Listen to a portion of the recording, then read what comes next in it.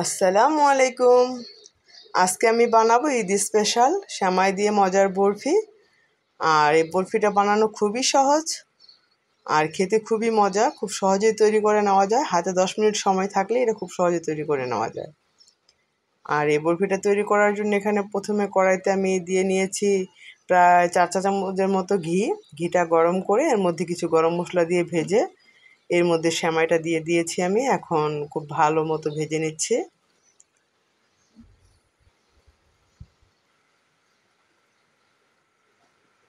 সেমাইটা খুব সুন্দর করে ঘিয়ের সাথে মিশিয়ে নিতে হবে।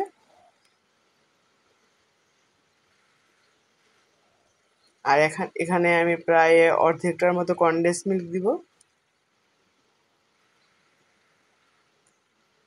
এভাবে করে করে আমি পুরো অর্ধেকটা কনডেন্স মিল্ক পুরো দিয়ে নিচ্ছি এখানে। আজকে আমি এই বরফিটা তৈরি করার জন্য এখানে 2 প্যাকেট সেমাই নিয়ে নিয়েছি, চিকন সেমাইটা।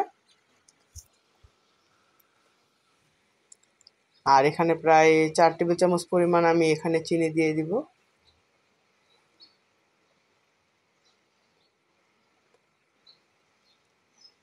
এখন আমি এখানে দিয়ে দিব ঘন করে রাখা তরল দুধ। এটা আমি প্রায় হাফ কাপের একটু বেশি দিয়ে নিব। এখন সব কিছু হাতের সাহায্যে খুব ভালো করে চামচের সাথে মিশিয়ে নিচ্ছি।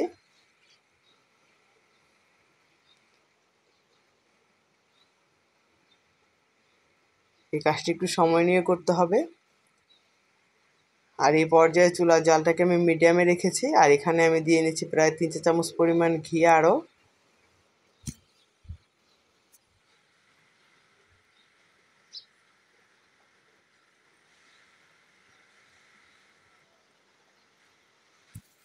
এখন এভাবে করে আমি তরল দুধ আর চিনির রসটাকে খুব ভালো মতো টানিয়ে নিব। আর খেয়াল রাখবো নিচে যাতে লেগে না যায়। খুব ভালো মতো নাড়তে হবে, এটা অনবরত নাড়তে হবে।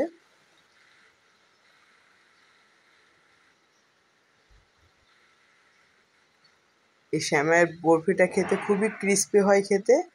আর এটা আপনারা সংরক্ষণ করেও খেতে পারবেন প্রায় 15 দিনের মতো। এটা এমনিতেই ভালো থাকবে 15 দিনের মতো। এখন নেড়ে চেড়ে রসটাকে খুব ভালো মতো শুকিয়ে নেওয়ার পালা।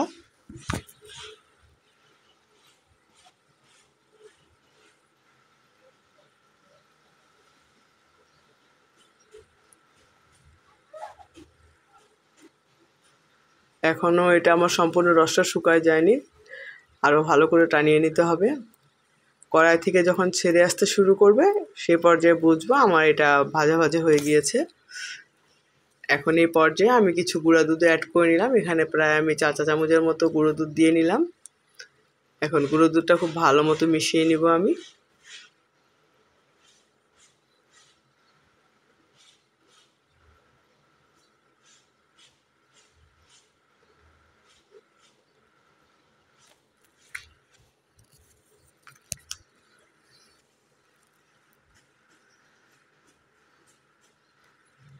এতে এভাবে করে নেড়ে চেড়ে আমি এটাকে তৈরি করে নিচ্ছি।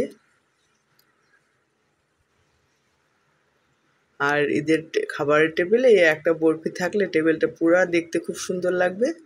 আর এটা খেতে তো অসাধারণ লাগে। আমার বাসাতে আমি করি, আপনারা এভাবে করে রাখবেন, দেখতেও ভালো লাগবে, খেতেও ভালো লাগবে। এই তো এখন আমার কড়াই থেকে ছেড়ে আসতেছে, তার মানে এটা আমার প্রায় হয়ে গিয়েছে। এখন এটাকে আমি একটু ঠান্ডা করে নিব।